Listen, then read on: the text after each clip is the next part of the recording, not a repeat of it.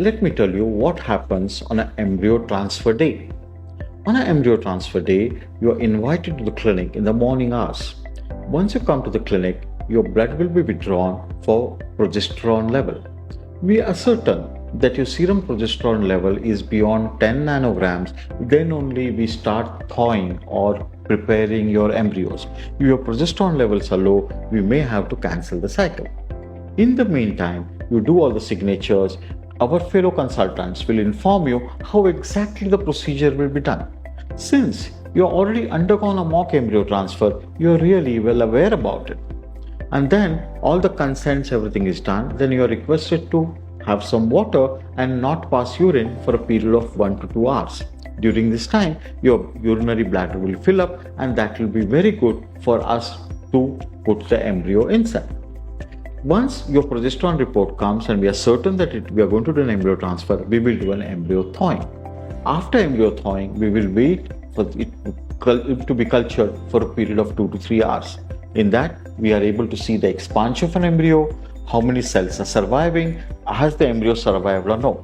At Sunanda IVF, our vitrification system is so good and robust that we have 98 to 99% embryo survival rates, and very few times I've rarely cancelled an embryo transfer because of non-survival of an embryo, so please do not worry about it. Once the embryos are very good and we know that your bladder is partially filled, your progesterone report is normal, you're also given an injection of progesterone in oil.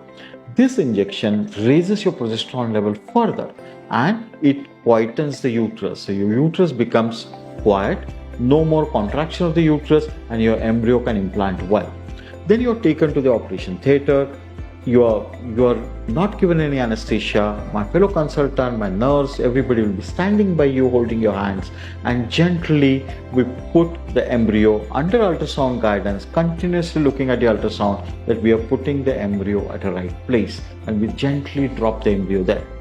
After the process is over, you're there on the table for about 10-20 minutes. Then you're shifted to the room. You're not supposed to pass urine for another 1 hour, and then you can get up, pass your urine.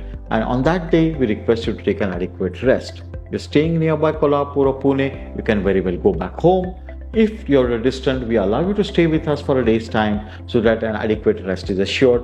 You will be told, given all the instruction of your behavior, your lifestyle, your exercise, your diet, for over the next 10 to 14 days, and when to return back for any blood test.